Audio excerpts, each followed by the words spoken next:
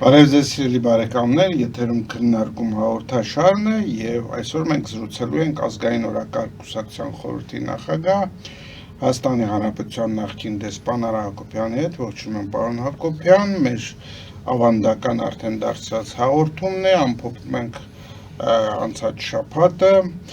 այս շաբաթը եւս հարուստ էր իրադարձություններով, ես նկատի ունեմ Նիկոլ Փաշինյանի ելույթները Global Gateway-ում, հետո Դուշանբեում,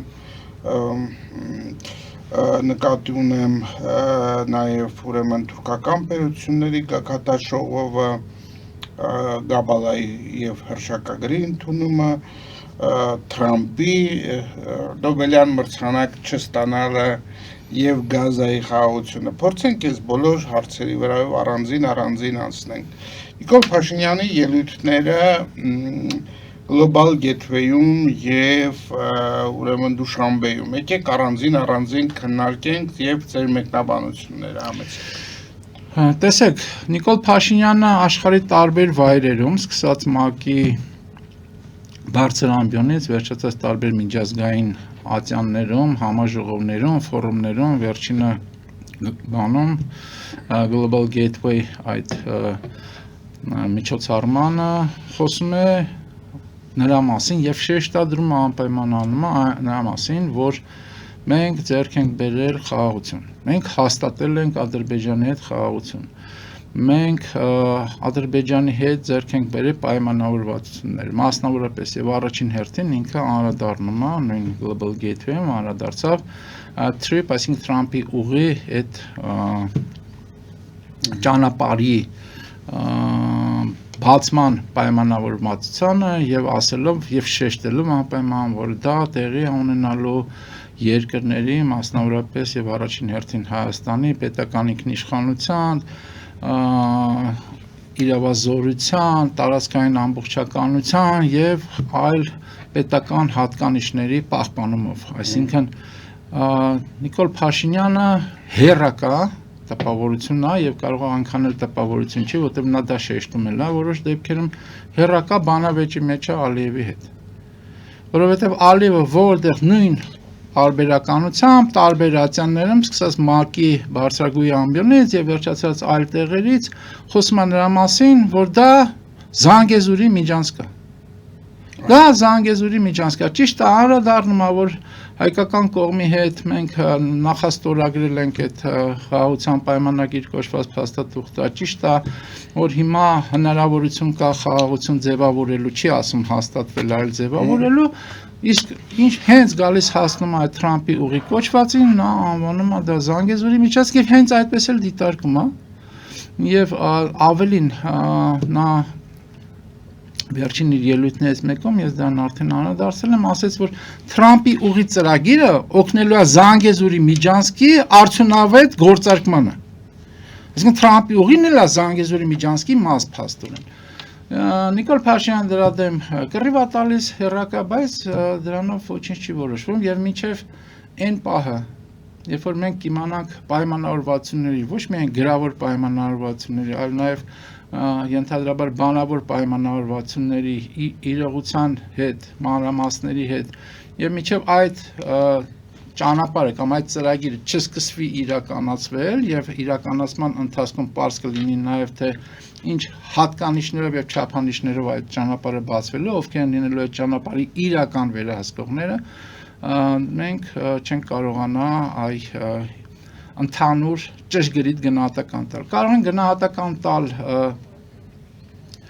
հաշվի առնելով հայ-ադրբեջանական կամ ավելի շուտ sense ասենք Նիկոլ Փաշինյան-Ալիև հարաբերությունները, Նիկոլ Փաշինյան-Էրդողան հարաբերությունները գնահատական տանք, ենթանք նույն Թրամփի ասած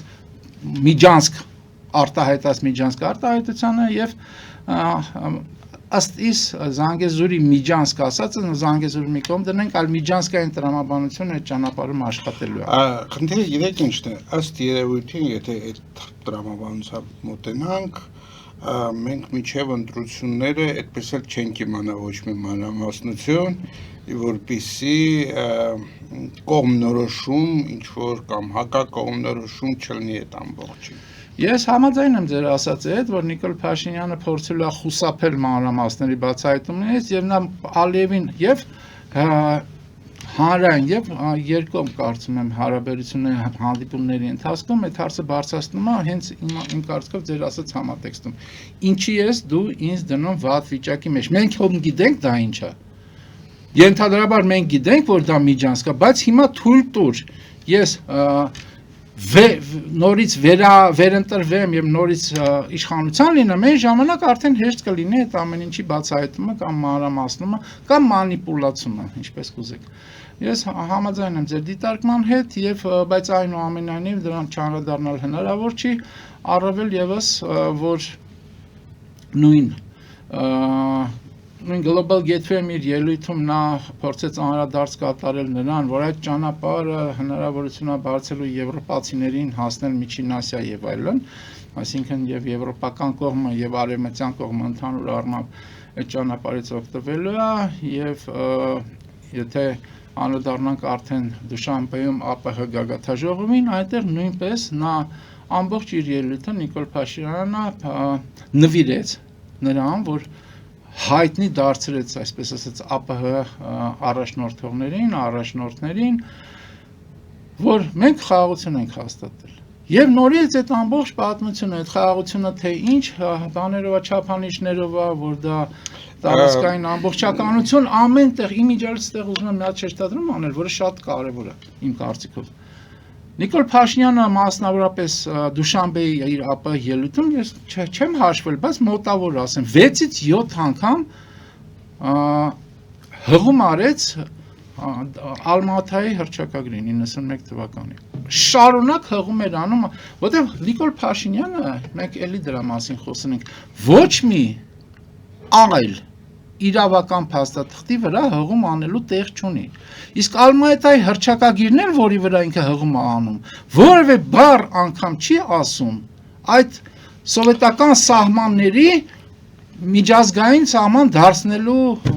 իր այդ թեզի մասին։ Եթե մի փոքր բացենք այդ թեման, փաստորեն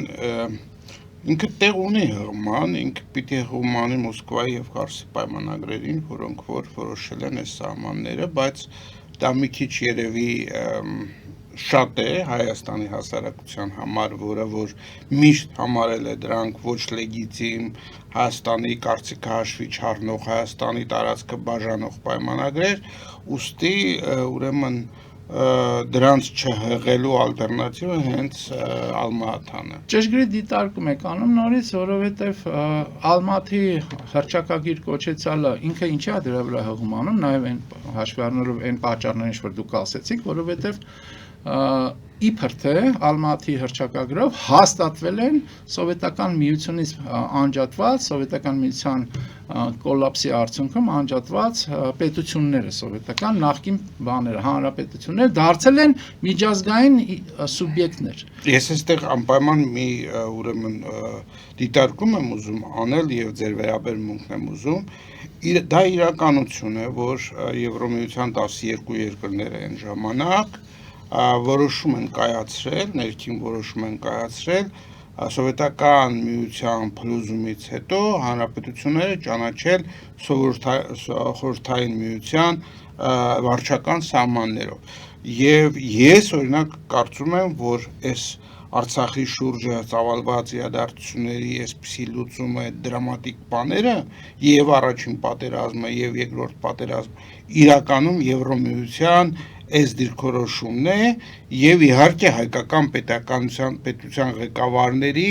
անկարողությունը, որպեսզի Եվրոմիությանը բացատրեն, որ այդ որոշումը տվյալ դեպքում այդ հարցի շուրջը դա բերում է նման վերաբերմունքի։ Ես գուցե ձեզ համար անընդունելի բան եմ ասում, բայց հետաքրքիր է ձեր մեկնաբանությունը։ Դուք անընդունելի բան չեք ասում, ես այն մասով ինչ որ վերաբերում է հայկական այն ժամանակվա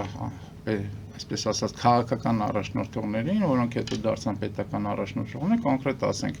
Ղարաբաղ կոմիտե, հետո ՀՀՇ եւ այլն։ Բայց Եվրոպայի միություն։ Հիմա անցնենք Եվրո, նույն սկսենք նրանից, որ այն ժամանակ Եվրոմիություն չէր, այլ Եվրո հանձնաժողով էր եւ երկրորդը այդ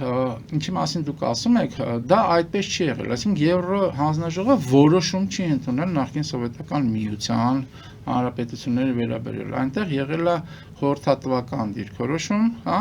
եւ խորհրդատվական դիրքորոշումը չի եղել այնպես, ինչպես հիմա դուք ներկայացրիք կամ ինչպես շարունակում են ներկայացնել, դա եղել է բան ուղենիշ որոշակի, թե ինչպես պետք է շարժվել իրենց կարծիքով եւ այդտեղ բոլոր պետությունները ունեցել են ազատության աստիճաններ, մասնավորապես շատ հեռու պետք չի գնալ, ելի անդրադառնանք մեր հարևաններին, նույն Վրաստանը եւ նույն Ադրբեջանը, եթե դա պարտադիր պայման է, իրանք այդ պարտադիր պայմանը չեն պահպանել, որովհետեւ իրենց հռչակագրերում իրենք անդրադարձել են իրենց առաջի հանրապետությունների սահմաններին եւ այն ժամանակ ընդունված ըստ իրենց միջազգային իրենց բաներին, կարգավիճակին։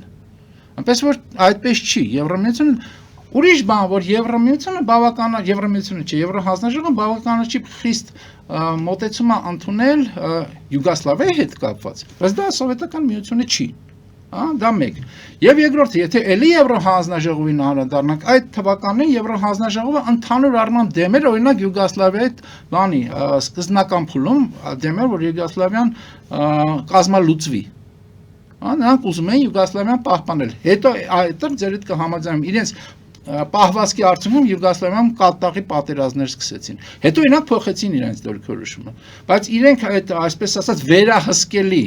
աշխարհի այսպես կոչված եւ իրենց վերահսկողությունը, որովհետեւ արևմուտքը սառը պատերազմը փաստացի հաղթել է, իրենց կողմից վերահսկողությունը ուզում էին պահպանել մեծ այդ турբուլենցիաների մեջ չընկնելով, բայց դա այդպես չեղավ։ Եվ դա Եվրոհանձնաժողովի կառավարական իմ կարծիքով ոչ սկզբունքային, ոչ արմատական դիրքորոշումը բացասական դեր ունեցավ, անդրադառնալով, այսինքն ձեր ասացի համատեքստին, բայց ինչ վերաբերում է նախկին սովետական միության, դա այդպես չի եղել, որ դա եղել է իրենց որոշումը առայն որ դուք այսպես չար, չէ, եղել է որոշակի ուղենիշ, այդ փաստաթղթերը կան, էլի։ Եվ այդ ուղենիշը այդ ուղենիշը ընդունել են որպես կարգադրություն։ Ես կարծում եմ եւ այո եւ ոչ, մի մասը ոչ թե որպես կարգադրություն, օրինակ նույն հայկական, ինչպես եւ ասեցի այն ժամանակվա առաջնորդողները ի սկզբանե դեռևս 89 թվականին Լևոն Տեր-Պետրոսյանը ՀՇ-ի հիմնադրման իր ծրագրային ելույթում ասում է հետեւյալը, որ Ղարաբաղը հայկական հարցի մաս է, Լեռնային Ղարաբաղի հարցը, բայց մենք դրան պետք է տենց չվերաբերվենք։ Դեռևս 89 թվականին, այսինքն դա ես կրկնվեմ, ի դժբախտությունն է։ Հայաստանը առաջնորդողները չեն եղել արմատական հայկական եւ հայկականության գաղափարների կրողներ։ Մի քիչ շեղվեցինք մենք, բայց մի դիտարկում էլ կա կապված նույն արդեն ԵԱԿ Մինսկի խմբի բանակցող կողմերի մասին։ Փաստորեն ԵԱԿ Մինսկի խումբը ի սկզբանե անտեսում էր Արցախի ինքնորոշման իրավունքը կամ Հայաստանին միանալու իրավունքը։ Ի սկզբանե նրանց դիրքորոշումը հենց թեկուզ միայն այն հարցը, որ իրենք դիտարկում էին 92 թվականից հետո, առանց այդ 88-89 90-91 թվականի, ասենք, Ադրբեջանի կողմից պատերազմի սկսումը ցեղասպանական գործողությունները քննարկելու փորձում էին 92 թվականից բան անել։ Սա նշանակում է, որ իրենք ի սկզբանե որոշել են պարտակել այս խնդիրը։ Եվ պարտակելը իրենք ի սկզբանե դիտում էին այդ տարածքը որպես ադրբեջանական։ Հասկանում եք խնդիրը ինչ է։ Տեսեք, հարցը հետեւյալն է,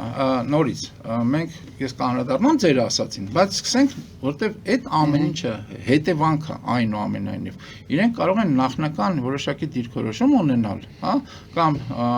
որոշակի նախասիրություններ ունենալ աշխարհաքաղաքական, այսպես ասենք, բայց այնուամենայնիվ հիմքերի հիմքում դրված է մասնակից կամ շահագրգիռ երկրների, մասնակից շահագրգիռ երկրների դիրքորոշումները։ Ադրբեջանի դիրքորոշումը եղել է ազգային եւ ազգայնական տեսակետից խիստ ադրբեջանամետ, հայկական կողմի դիրքորոշումը եղել է խիստ հակահայ։ Այսինքն հայկական դիրքորոշումն է եղել 91 թվականից սկսած, 89 թվականից սկսած։ 89-ը ես կասեի։ Չէ, ես ուրիշ բան եմ ասում։ Հռչակագրով։ Դե հռչակագրով 90 թվին իբր թե, հա, այսինքն այդ կրավորական կեսվածները, այդ որ այս Հայաստանը փաստացի սովետական Հայաստանը իրավահաջորդն է, բայց այնտեղ այդ կետը այնուամենայնիվ մտցված էր Լեռնային Ղարաբաղի միացման կետը։ Ճիշտ է, Լեռնային Ղարաբաղի մասին է միայն խոսքը, բայց Լեռնային Ղարաբաղի միացան իսկ 91 թվականին նորից, դա շատ կարևոր է, պետքա շեշտել, 91 թվականին եղավ Հայաստանի Հանրապետության անկախության հանրաքվեն։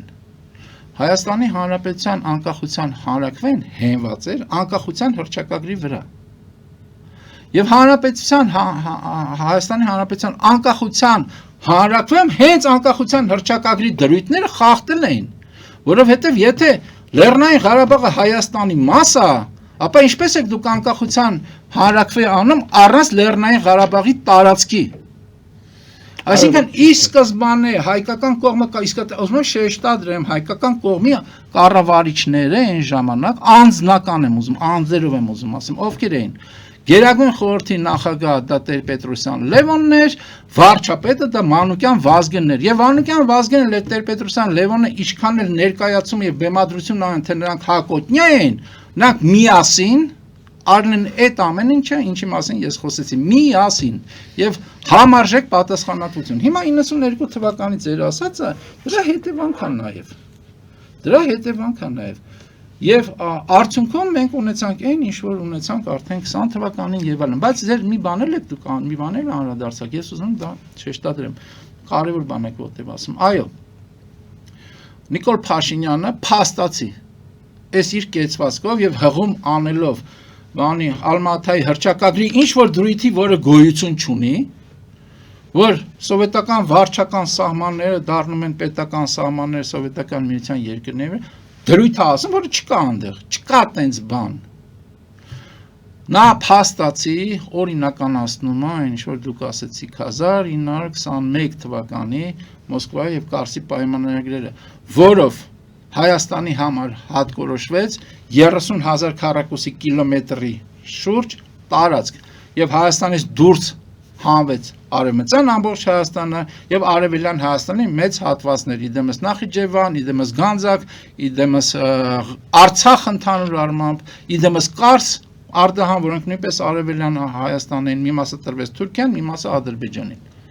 Եվ Նիկոլ Փաշինյանը ասում է, այո, մենք դա օրինականացնում ենք, մենք այդ ամեն ինչ որ ես թվարկեցի, որի անունն է հայրենիք ընդհանուր առմամբ, մենք դրա այդ կապը կտրում ենք, եղել է ինչ-որ մի բան, մենք դա մոռացության ենք տալիս, եղել է ցեղասպանություն, մենք դա մոռացության ենք տալիս, եղել է հայրենազրկում, մենք դա մոռացության ենք տալիս, եղել է Լեռնային Ղարաբաղ, Արցախ, մենք դա մոռացության, ամեն ինչ մոռացության ենք տալիս, չենք ասում չի եղել, բայց մոռանում ենք դրա մասին։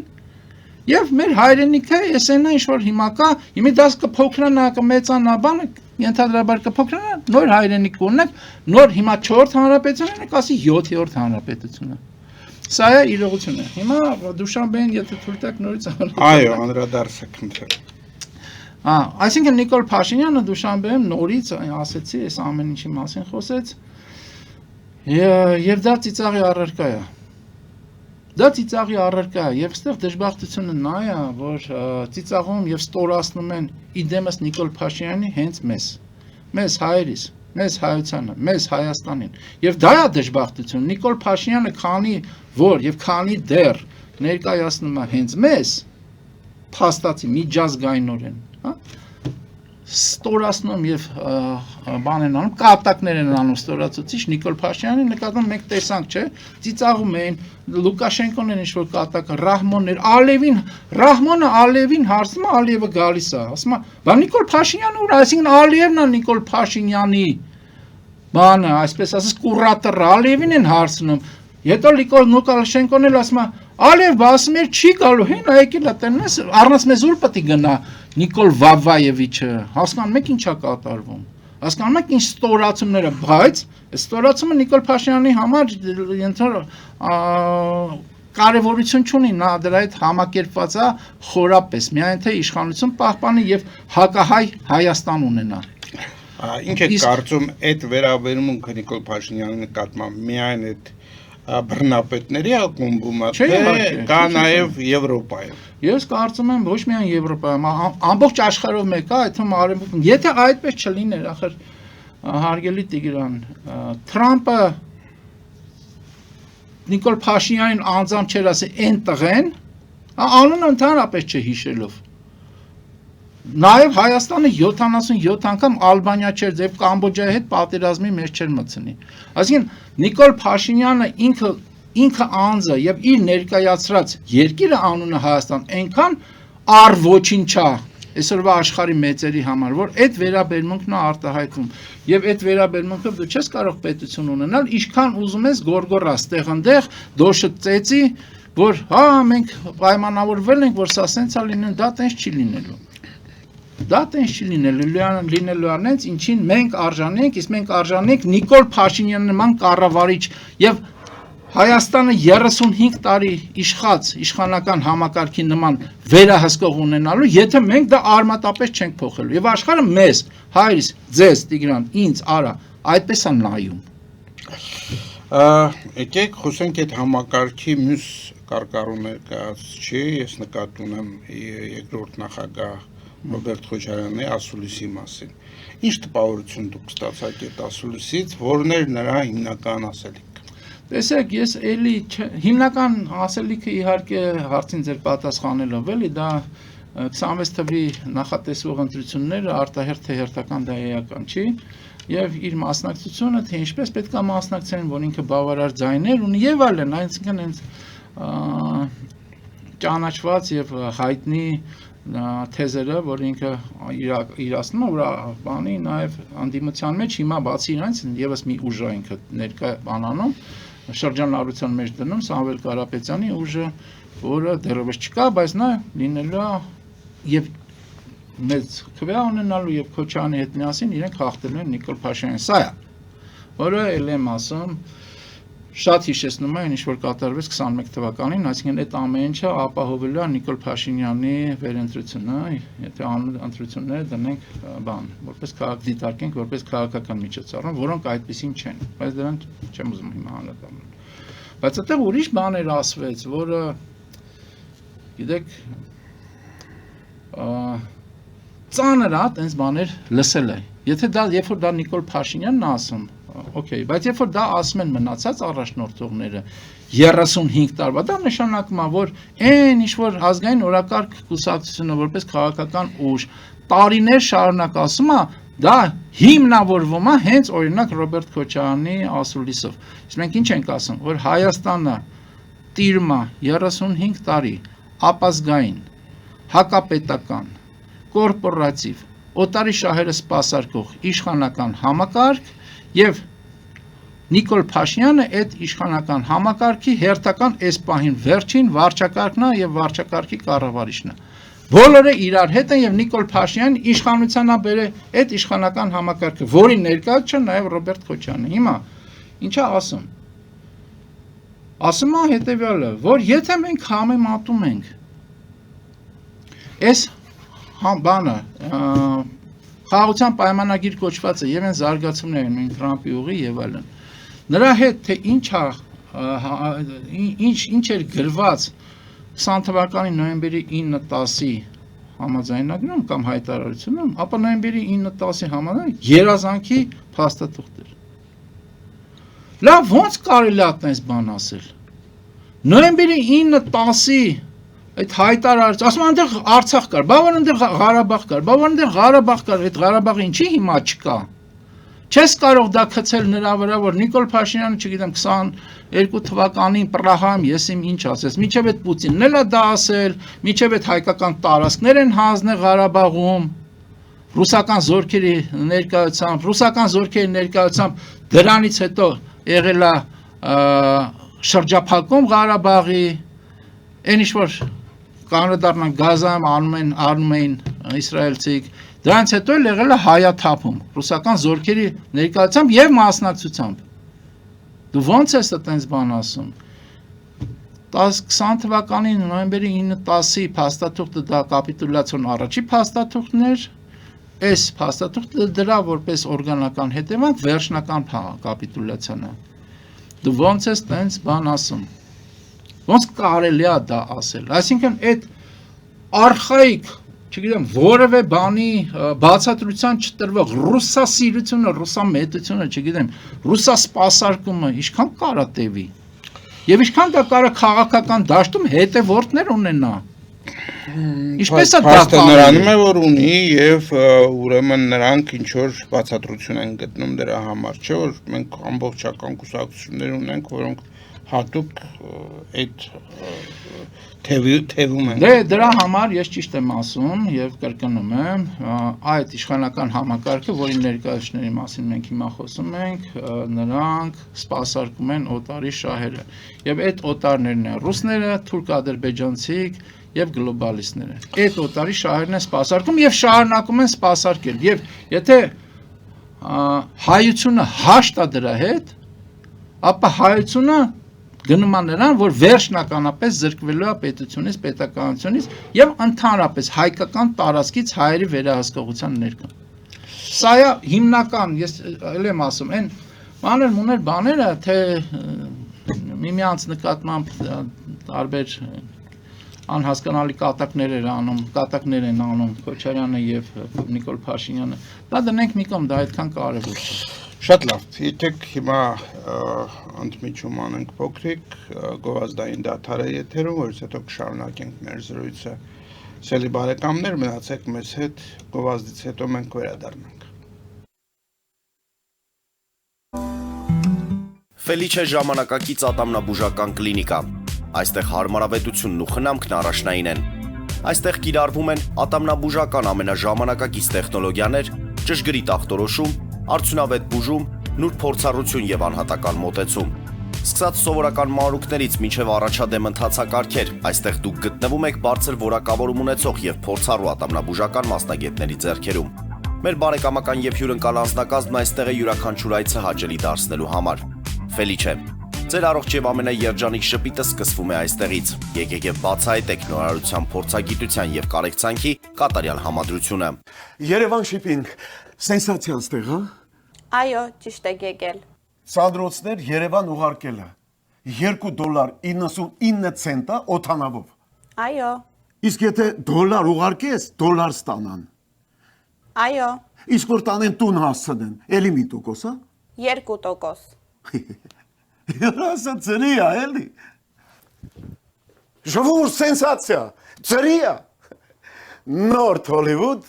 Գլենդել։ Ջաքփաթ հագուստի խանութը երկրորդ մասնաճյուղն է բացել Գլենդելի սրտում, որտեղ կարող եք ձեռք բերել եվրոպական եւ ամերիկյան ընտիր հագուստեղեն, կոշկեղեն, աքսեսուարներ, պայուսակներ ամենահարմար արժեքներով։ Նաեւ կարող եք ցանկացած ապրանք պատվիրել եւ ձեռք բերել կարճ ժամանակում։ Ջաքփաթի Գլենդելի հասցեն է 1135 North Pacific Avenue, հեռախոս 818 813 2252։ Ջաքփաթ հագուստի լավագույն կենտրոնը Գլենդելում։ 60-ից ավելի ճանաչված եվրոպական բրենդների ինքնատիպ, չկրկնվող եւ մատչելի ընտրանին Fortuna Home and Country House խանութ սրահում։ Նորավոճ սպասք եւ կահույք հորեկա բնագավառի համար, տեքստիլ, տնտեսական ապրանքներ, ամեն ինչ գեղեցիկ կյանքի համար։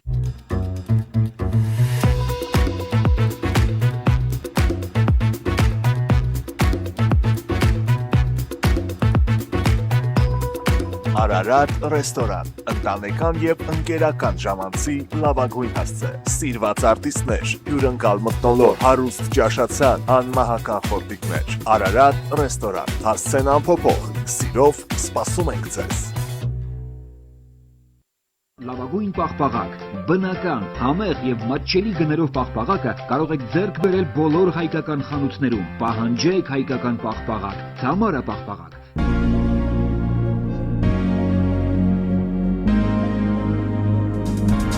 Տպագրեք ձեր գիրքը նոյան տպագրատանը, ինչպես նաև թերթեր, ամսագրեր, բուկլետներ եւ այլն։ Հասցեն քաղաք Երևան, Իսահակյան 28 առաջին հարկ։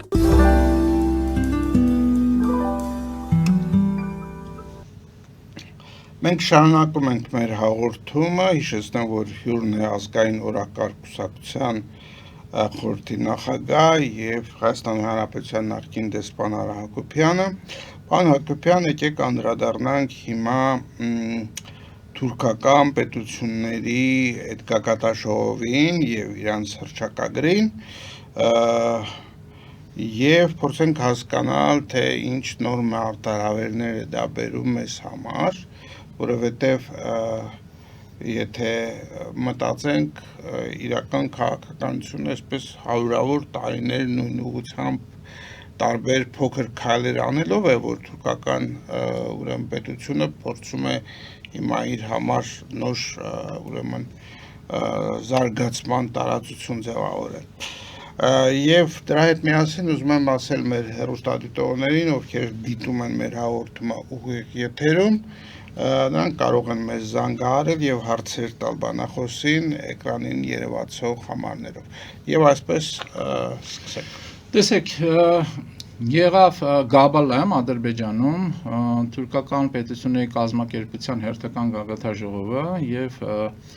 դա թուրքական պետությունների հարաբերությունների ինստիտուցիոնալ դարձնելու հերթական քայլներ եւ լուրջ քայլեր, այնտեղ փաստացի որևէ մի ոլորտ դուրս չի մնում անվտանգությունից սկսած մինչեւ հումանիտար ոլորտները դուրս չի մնում իրենց համաձայնությունների դաշտից եւ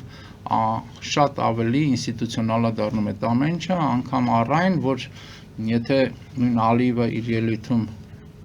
խոսեց նրա մասին, որ այս տարվա ընթացքում մոտ 25 փոքր ու մեծ բաներ են ունեցել, զորավարժություններ են ունեցել Թուրքիայի եւ թուրքական որոշ պետությունների հետ միասին եւ առաջարկ արեց, որը եւ ինչքան հասկանում եմ ընդունվեց, առայն որ եկեք թուրքական պետությունների ընդհանուր զորավարժություններ անենք եւ ընդհանուր զորամիավորում ձևավորենք, այսինքն նույնիսկ արդեն ինստիտուցիոնալ մոտեցումները անվտանգության տիրույթում հասել են դրան, ել չեմ խոսում տնտեսական ընդհանրությունները, չեմ խոսում ինչպես ասացի կրթական, գիտական եւ այլ հումանիտար ընդհանուր առմամբ մոտեցումները։ Էլի կարևոր բան եք ասում, որ դարերի ընթացքում առնվազն վերջին 100 տարվա կտրվածքով Թուրանի, նեոթուրանի գաղափարը փորձ են անում կյանքի կոչել եւ այս զարգացումները հենց այդ ուղղությամբ են։ Եվ թուրքական թյուրքական, ճշգրիտ թուրքական չէ, թյուրքական պետությունների զորության եւ թյուրքական գործոնի զորության դրսևորումներից մեկն է նորից մի հետ անդրադառնանք Դուշանբեին, հա, Ալիև-Պուտին հանդիպումը։ Փաստացի մոտ 1 տարի առաջ տեղի ունեցած ադրբեջանական ինքնաթիռի կործանումը, որի մասին ռուսական կողմը իդեմս նույն Պուտինի հստակ դիրքորոշում չէր արտահայտում, չէր ասում, որ իրենք են փաստացի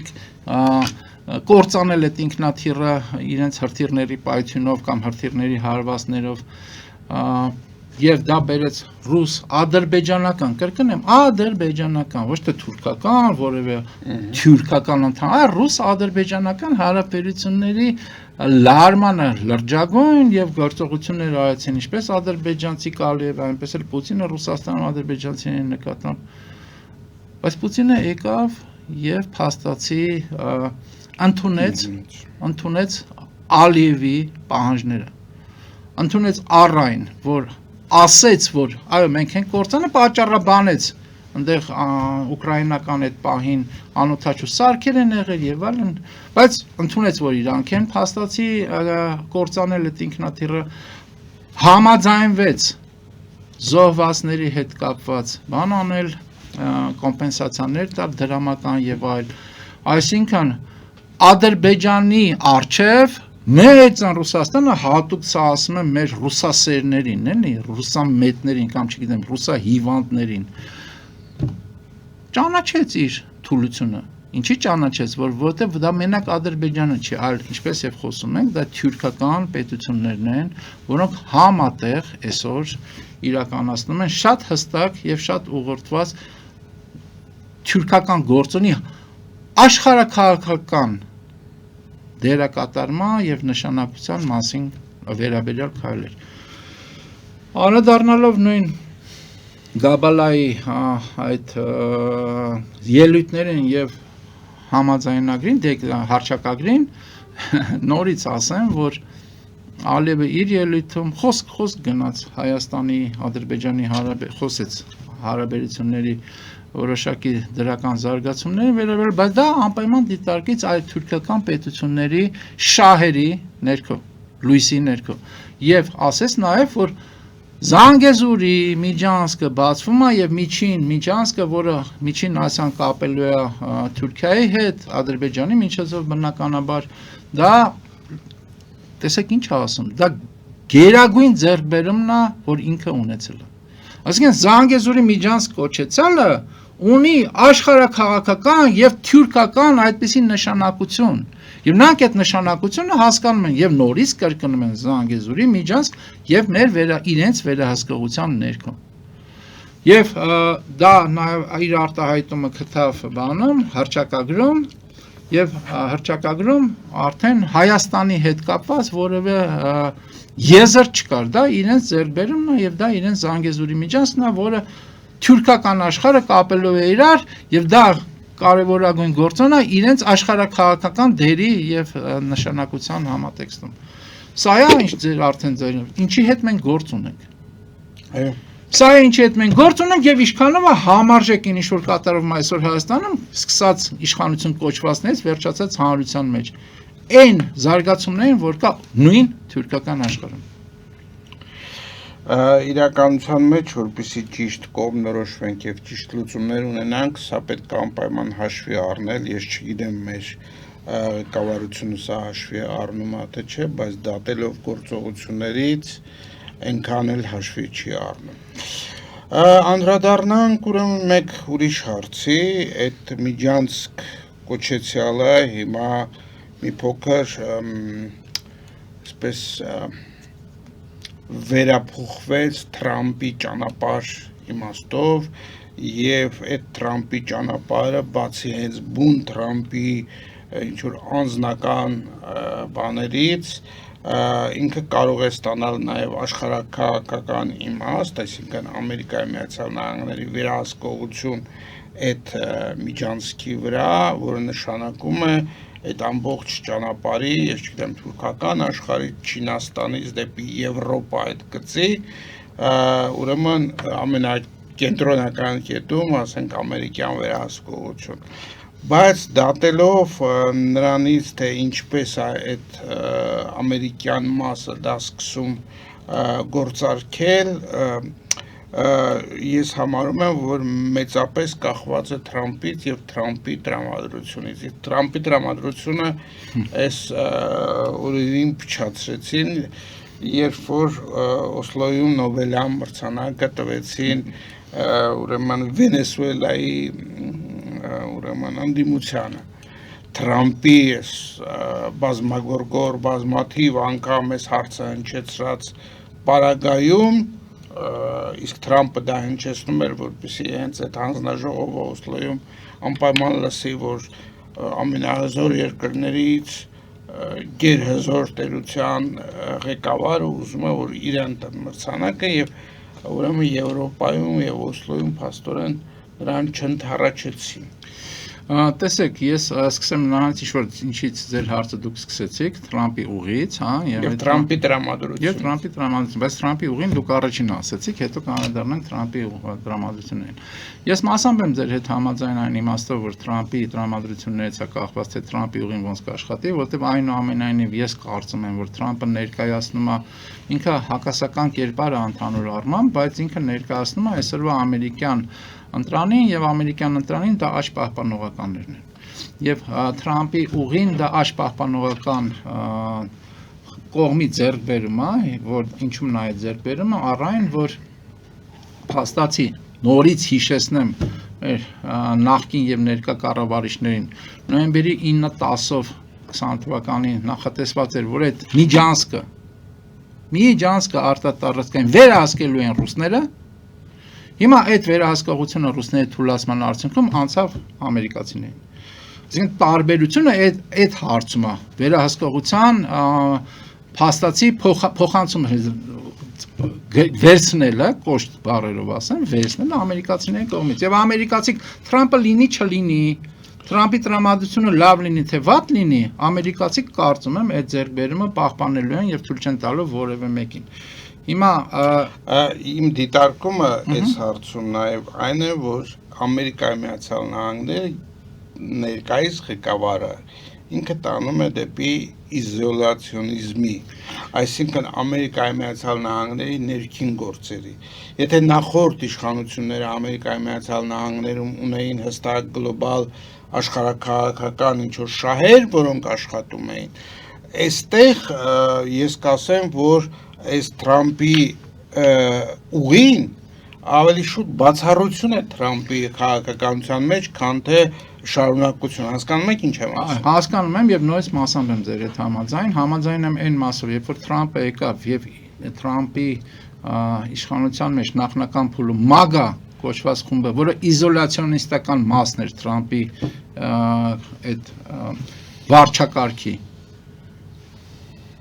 ավելի ուժեղ էր, հիմա աջ հանրապետականները, որոնք իզոլացիոնիստներ չեն եւ դեպքերը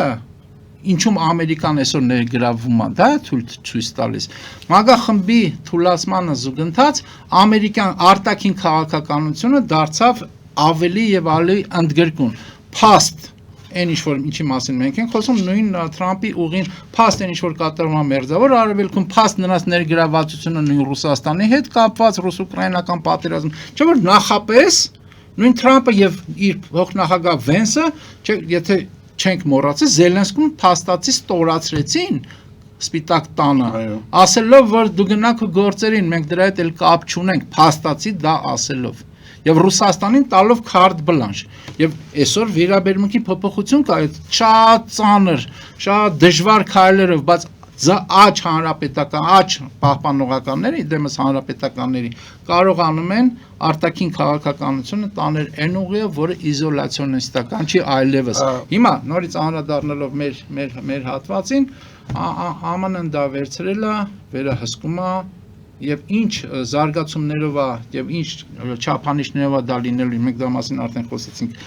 ավելի մանրամասն եւ ավելի ընկալելի կլինի ժամանակի հատվածում, բայց դա մեր թշնամիների կողմից դիտարկվում է որպես միջանցք։ Եվ Պուտին-Ալիև հանդիպման համատեքստում նույնպես, ես վստահ եմ դրա մասին չխոսվեց ուղիղ, բայց նույնպես դրա հետ կապված բաներ կան, մոտեցումներ կան։ Տեսեք, դուք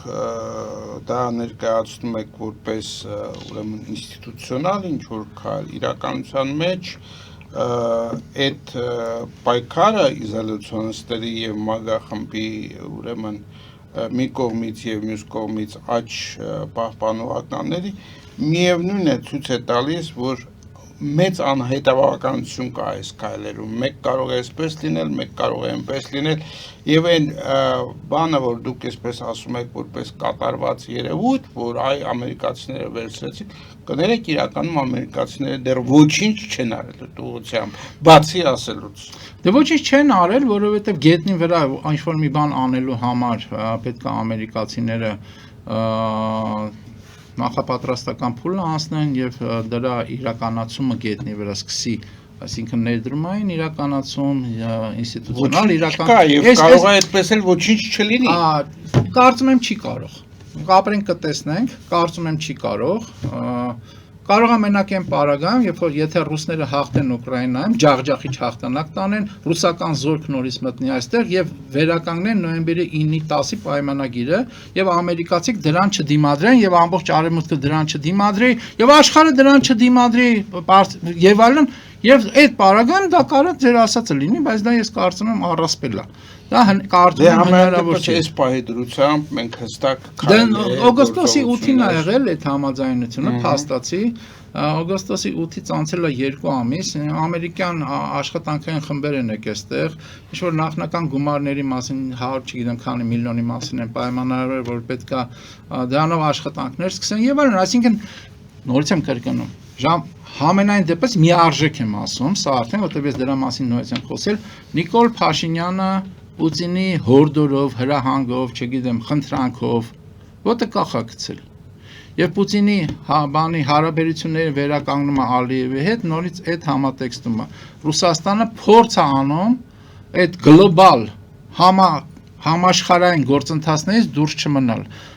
Եթե Թրամփի ուղին իրականացվում է առանց ռուսական մասնակցության եւ ռուսական ուժերը եւ դա տրամաբանական արին սահմանապահներ եւ այլն դուրս են մղվելու ստեղից, ապա Ռուսաստանը կորցնելու է հարավային Կովկասում իր ազդեցությունը, իսկ դա անմիջական ազդելու է իր ընդհանուր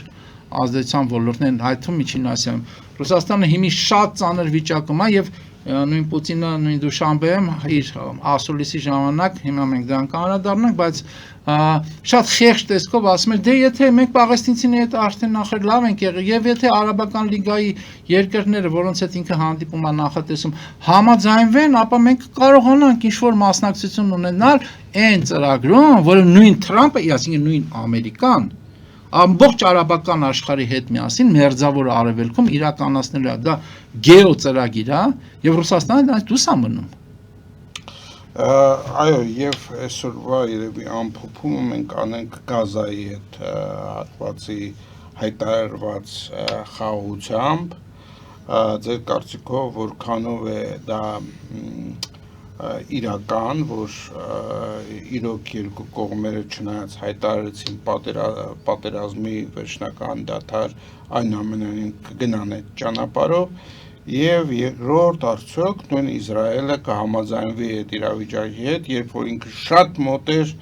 ուրեմն այդ տարածքները եւս առանց պաղեստինցիների յուրացնելու։ Տեսեք, կարևոր է հարցադրումը, այստեղ երկու կողմ իդեմս Իսրայելը եւ պայմանական իդեմս Համասի, որտեղ Համասը դա Համասը չի։ Համասը դա Քաթարներ, Համասը դա Թուրքիաներ, հա, իդեմս Համասի, նրանք պետք է համաձայնվեն այն պայմանների հետ, որը աշխարհը իրենց արժիվ դրեց իդեմս ամերիկացիների, որտեղ դա աշխարհը դրեց, որտեղ հիշենք, նույն Ամերիկայի վրա լրջագույն ճնշում եղավ եվրոպացիների կողմից եւ երբ որ եվրոպացիք Եվրոպայի մեծ երկրները հերթով սկսեցին ճանաչել Պաղեստինը, Պաղեստինի պետությունը, դա ճնշում էր ամերիկացիների վրա, որ դուք Իսրայելին մի օգնեք, այլ խանգարեք, որ ցեղասպան գործողությունները վերջնականացնեն, եւ տենց էլ եղավ։ Հիմա տեսեք, Իսրայելը այլևս չի, իմ կարծիքով, չի կարող չհամաձայնվել եւ Համասը իմ կարծիքով այլևս չի կարող չհամաձայնվել պայմանականորեն, որովհետեւ Համասի այսպես կոչվող հովանավորները իրական Թուրքիան եւ Քաթարը հրաժարվեցին Համասից, պարտադրելով որ Համասը համաձայնվի։ Նույնը Իսրայելի հետ կապված ԱՄՆ-ն պարտադրում է Իսրայելին, որ Իսրայելը համաձայնվի եւ այստեղ շատ կարեւոր է արաբական աշխարհի կոնսոլիդացիան։ Ամբողջ արաբական աշխարհը իր ներքին հակասություններով հանդերձ Քաթարից սկսած մինչև Եգիպտոս, Սաուդյան Արաբիա եւ այլն համաձայնվել են այս ծրագրին։ Հիմա այս ծրագիրը ինքը երկարաժամկետ ծրագիր է, ինքը բազմաշերտ ծրագիր է, բայց փաստացի 3, եթե չեմ սխալվում, ստորագրել է Համասը եւ Իսրայելը եւ Թրամփը նախատեսում է 2 շաբթի եւ 3 շաբթի լինել բանում Եգիպտոսում Կահիրեում, որտեղ այդ բանակցությունները վարվել են եւ ներկա լինել բաների մարդկանց բաց թողելուն, որոնք բան էին առևանգվել էին Համասի կողմից իսրայելցիների եւ նաեւ դիակների հանձնմանը։ Այսինքն ոնց որ թե այդ ծրագիրը իրականացվում է եւ այստեղ ուզում եմ անդրադարձ կատարելով նաեւ բանին Նոբելյան մրցանակին, որտեղ դուք դրա հետ կապված բան արեցիք, հղում արեցիք։ Թրամփը շատ էր ուզում Նոբելյան մրցանակ ստանալ, բայց ինքը ասում էր, ես 7 պատերազմ եմ կանգնացրել, դրա մեջ ներառում էր նաև հայ-ադրբեջանական հարաբերությունները, բայց եթե այս մերձավոր արևելքի այս գործարքը վերջնականացվի, թուղթը ստորագրվի եւ քայլեր սկսվեն առ ծրագրի իրականացում, ապա պետք է արձանագրել, որ իրականում սա լրջագույն ձեռքբերում է, լրջագույն Մերձավոր արևելքում հնարավորություն է ստեղծվում, ինչքանով այդ հնարավորությունը կօգտագործվի այսօր դժվար է ասել, հնարավորություն է ստեղծվում համընթաց զարգացման։ Այդ թվում պաղեստինցիների համար, որտեղ պաղեստինցիների այդ ծրագրով վերջում պաղեստինցիք ունենալու են հնարավորություն փաստացի պետականություն ձևավորելու։ Եվ վերջում ամենա ասեմ հետեւյալը, որ էլի բանի Նոբելյան մրցանակի հետ կապված, Նոբելյան մրցանակը տվել են 24 թվի գործողությունների համար, Թրամփը դրա մասին ասաց, չնայած 24 թվին արդեն նախագահ է, բայց 25 թվի գործողությունների արդյունքում ես կարծում եմ ինքը դեռևս կհավակնի մյուս տարի մրցանակը ստանալու եւ իրեն որպես մխիթարանք ինքը ասաց, որ մրցանակ ստացած վենեսուելցի գործիչ կինը, որը Մադուրոյի կատաղի հակառակորդն է, զանգատվել իրան եւ ասել է, որ դու արժանի ես այդ մրցանակին եւ ես այս մրցանակը վերցրել եմ հաշվի առնելով այդ փաստը։ Շնորհակալություն, մենք շարունակենք հետևել իրադարձություններին նաեւ մյուս շաբաթ, ելի բարեկամներ, սրանով այսօրվա հաղորդումը ավարտենք, շնորհակալություն հայտնենք պարոն Հակոբյանին հետաքրքիր մեկնաբանությունների համար եւ մինչեւ նոր հանդիպում։